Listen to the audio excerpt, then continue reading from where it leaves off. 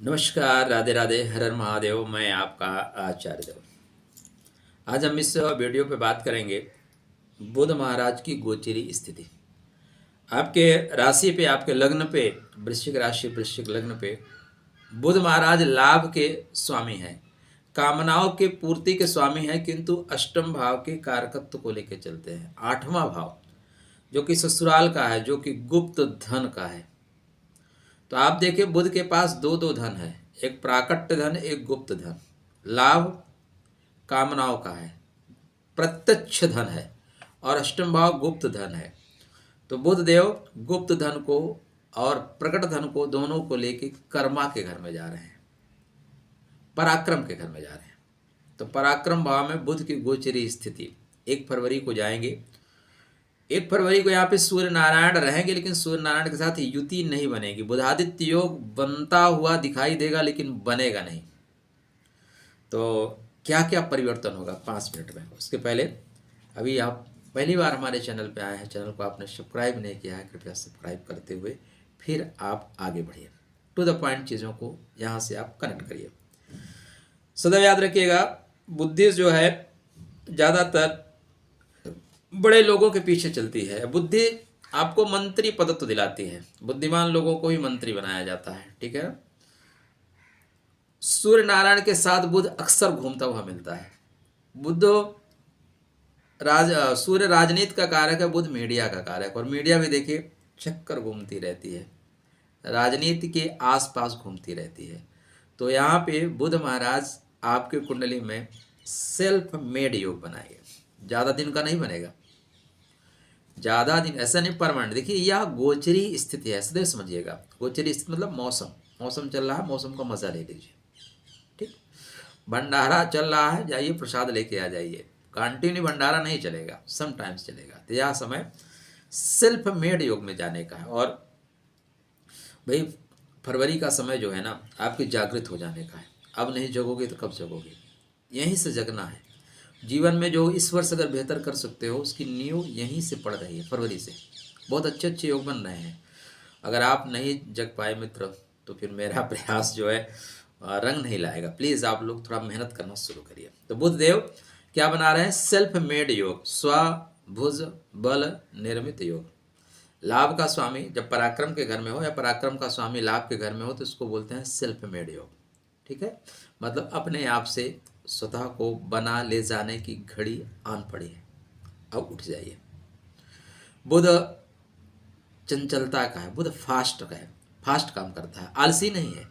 तो आलस्य का परित्याग कर दो, ठीक है ना। आलसी व्यक्ति के पास जीवन में कुछ नहीं आता, समय तो निकल जाता है, समय द्रुत गति से भाग रहा है।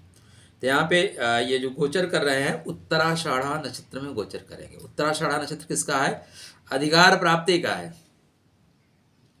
यहाँ पे यह अंतिम विजय जैसा है, इसके बाद जीतने के लिए कुछ है नहीं, सरकार का है।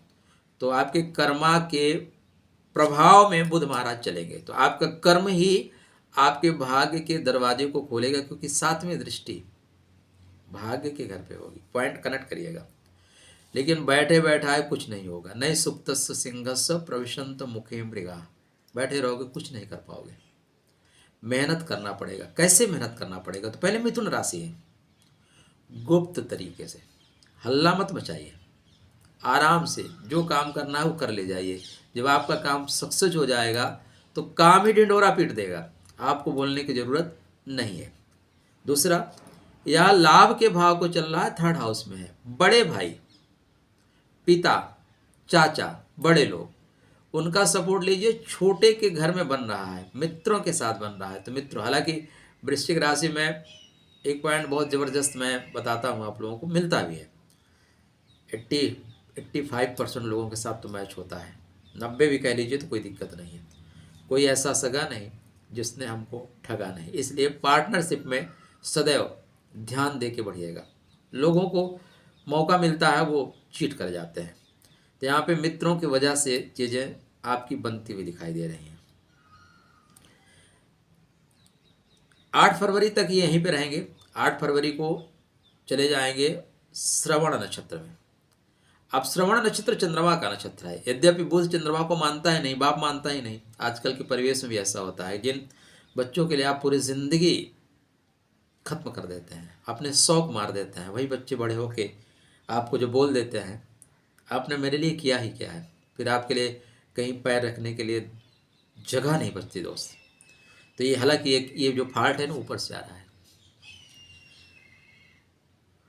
वर्षों के बाद जब आपके सर से पिता का साया निकल जाएगा ना, फिर आप अकेले जब बैठ के सोचेंगे तो लगेगा कि यार शायद हम पिता के लिए करते हैं, अब हम बात किससे करेंगे, हमारी आवश्यकता पड़ी तो हम किससे पूछेंगे। फिर आप पलट के देखेंगे ना तो आपको ये भी लगेगा कि यार हमारे पिता थे तो हमने आज तक पूछा भी नहीं ना। तो जो रिश्ते हैं उनको जो है ना, उनके जिंदा रहते उनका सम्मान करिए, अच्छा रहेगा चीज़ें। तो यहाँ पे चंद्रमा के नक्षत्र में जाने से चंद्रमा तो सपोर्ट कर देगा बुध को, लेकिन बुध सपोर्ट नहीं करता।